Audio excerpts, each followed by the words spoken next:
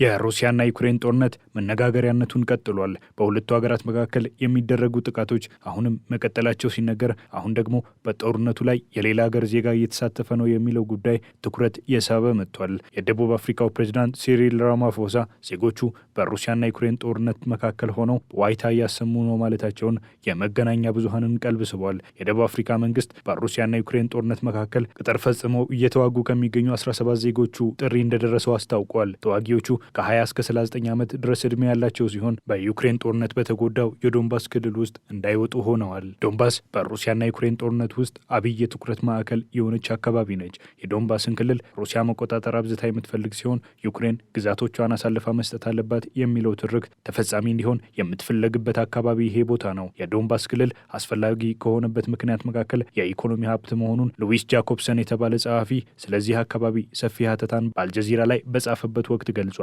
አካባቢው ከሶቪየት ህብረት መንኮታኮት በኋላ ትልቅ የሆነ የማዕድን ሀብት ያለው ነው። ከዛ ባሻገር ሰፊና ለም የሆነ እርሻ መሬትን የያዘ ሲሆን የወታደራዊ አገልግሎትን የሚሰጡ ወሳኝ ቦታዎችን የያዘ እንደሆነ ይጠቁማል። ከነዚህ ሁሉ ነገሮች አልፎ የዶንባስ ክልል የሶቪየት ህብረትን ጊዜ የሚያስታውሱ ባህላዊ ትውስታዎች ያሉበት አካባቢ እንደሆነ ይነገራል። በአካባቢው የሩሲያን ቋንቋ መናገር የሚችሉ ነዋሪዎች መኖራቸውን ሩሲያ ትኩረት እንድታደርግበት አድርጓታል። እነዚህ ሁሉ ምክንያቶች ዶንባስ የሁለቱ ሀገራት ጦርነት ትኩረት እንዲያደርጉበት ምክንያት ስለመሆኑ ተመላክቷል። የደቡብ አፍሪካ ዜጎችም ለውትድርና አገልግሎት ተመልምለው ያሉት እዚህ አነጋጋሪና አወዛጋቢ ቦታ መሆኑ ጉዳዩ ትኩረት እንዲሰጠው አድርጎታል። የደቡብ አፍሪካው ፕሬዝዳንት ሲሪል ራማፎሳ እነዚህ ወጣቶች በመሰል ተግባራት ውስጥ እንዲገቡ ምክንያት የሆኑትን ሁኔታዎች ለመመርመር ትዕዛዝ ሰጥተዋል ሲሉ የሀገሪቱ መንግስት ቃል አቀባይ ተናግረዋል።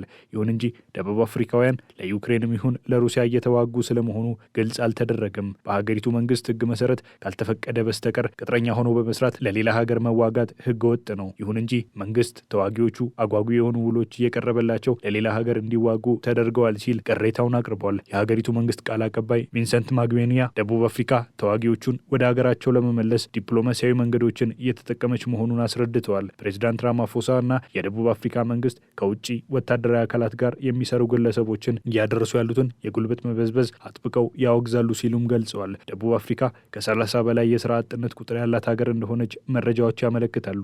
ሀገሪቱ በርካታ ወጣቶች ያላት ሀገር እንደመሆኗ ለዚህ መሰሉ የወታደራዊ አገልግሎት ምልመላ ተጋላጭ ያደርጋቸዋል ሲሉ ተንታኞች ይናገራሉ። ቢቢሲ ክሬምሊን በአፍሪካ ውስጥ ያላትን የተጽዕኖ አድማስ ለማስፋት እየሰራች መሆኑን የሚያሳይ ማስረጃዎች ማግኘቱን ገልጿል።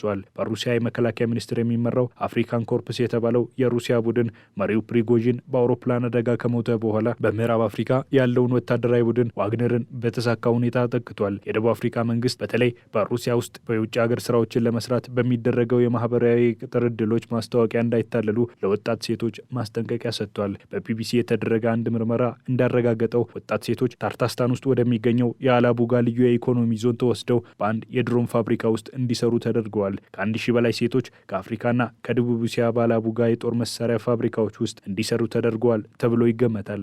ኬንያም ይሄ ነገር የገጠማት ሀገር ናት። በመስከረም ወር የኬንያ ፖሊስ ከ20 በላይ ሰዎችን ከህገ ወጥ የሰዎች ዝውውር ቡድን ማዳን መቻሉን ማስታወቁ አይዘነጋም። አዘዋዋሪው ቡድን በሩሲያ ውስጥ የስራ ዕድሎች እንዳሉ የሚገልጽ አጓጊ ውል ቢያቀርብም በሩሲያና ዩክሬን ውስጥ ለሚደረገው ውጊያ እንዲሰማሩ ለማድረግ ታቅዶ የነበረ መሆኑን ቢቢሲ በዘገባው አስታውሷል።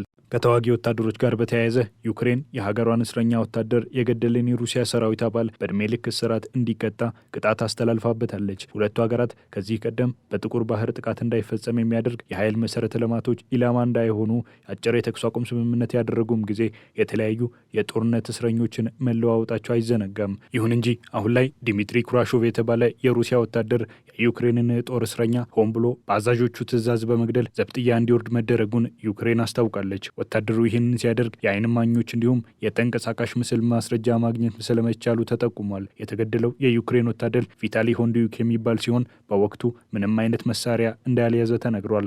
ቦታውም ዛፖርዚያ የሚባል መሆኑ ተጠቁሟል። ይህ የወንጀል ጥሰት ዓለም አቀፍ ሕግን የሚጻረር ነው ያለችው ዩክሬን በጦርነት ወቅት የጦር እስረኞችን መጠበቅ ግዴታ ነው ብላለች። የዩክሬን ባለስልጣናት ይህንን አይነት መሰል ጥሰት ከ150 በላይ የሚሆን ጊዜ መመዝገቡን አስታውቋል። ጦርነቱ ከተጀመረና 3 ዓመት ካስቆጠረ ወዲህ ይህ አይነት ችግር በተደጋጋሚ የሚስተዋል መሆኑ ተጠቅሷል።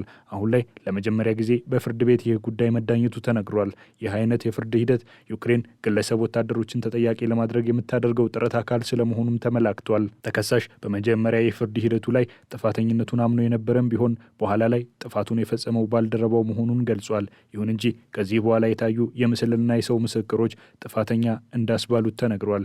የሩሲያና የዩክሬንን ጦርነት ለማስቆም የሚደረጉ ጥረቶች አሁንም ቢሆን ሌላ የጦርነት አዙሪትን እንዳያዋልዱ ተሰግቷል። የሁለቱን ሀገራት ጦርነት ለማስቆም በአሜሪካ ሲደረጉ የከረሙት የዲፕሎማሲ ጥረቶች ሩሲያን ከአሜሪካ ጋር እንድትቃቃር አድርጓታል። በተለይ አሜሪካ ከዚህ ቀደም ሩሲያ ወደ ሰላም ስምምነት ለመምጣት ፍላጎት ያላትና የሀገሪቱን ፕሬዝዳንት ቭላዲሚር ፑቲን ለዚህም ፈቃደኛ መሆናቸውን በተደጋጋሚ ሲናገሩ ከርመው ነበር።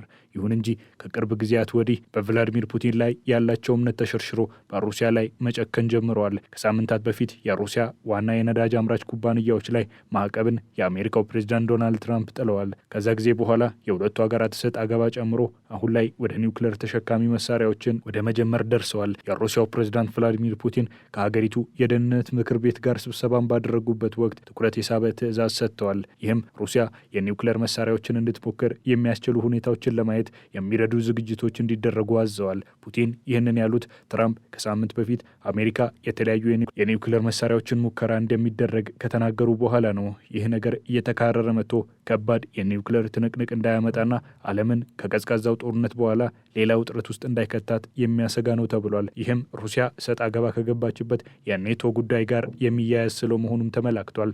የጀርመን ከፍተኛ ወታደራዊ አመራር የሆኑት ጀነራል አሌክሳንደር ሶልፍራንግ ሩሲያ በአሁኑ ወቅት ኔቶ ላይ ጥቃት ልትሰነዝር እንደምትችል ተናግረዋል። ሩሲያ አሁን ባላት አቅምና አስቻይ ሁኔታ መጠነኛ የሆነ ጥቃትን በኔቶ ላይ ልትከፍት እንደምትችል አስጠንቅቀዋል።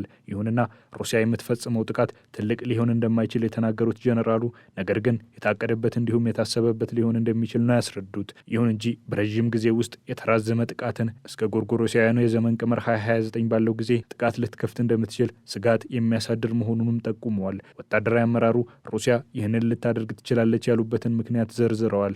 የመጀመሪያው የሩሲያ ወታደራዊ አቅም እንደሆነ ሲናገሩ ከዚህ ቀደም ያለው የሀገሪቱ የወረራ አቋምም ሌላው ማሳያ ነው ሲሉ አብራርተዋል። የሩሲያ አየር ኃይል በዩክሬን እያደረገ በሚገኘው ጦርነት እስካሁን ባለው ሁኔታ የተዳከመ አይደለም ያሉት ጀነራሉ ከዛ ባሻገር የሀገሪቱ የኒውክሌርና የሚሳኤል አቅም ገና ያልተነካ መሆኑንም አብራርተዋል። የሀገሪቱ ፕሬዝዳንት ቭላዲሚር ፑቲንና ሌሎች ባለስልጣናት የኔቶን ጥቃት ለመወሰን ወደ ኋላ የማይሉ እንደሆነ ማመልከታቸውን ስካይ ኒውስ ዘግቧል። ወደ 4 ዓመታት እየተጠጋ የሚገኘው የሩሲያና ዩክሬን ጦርነት አሁንም መቋጫውን አላገኘም።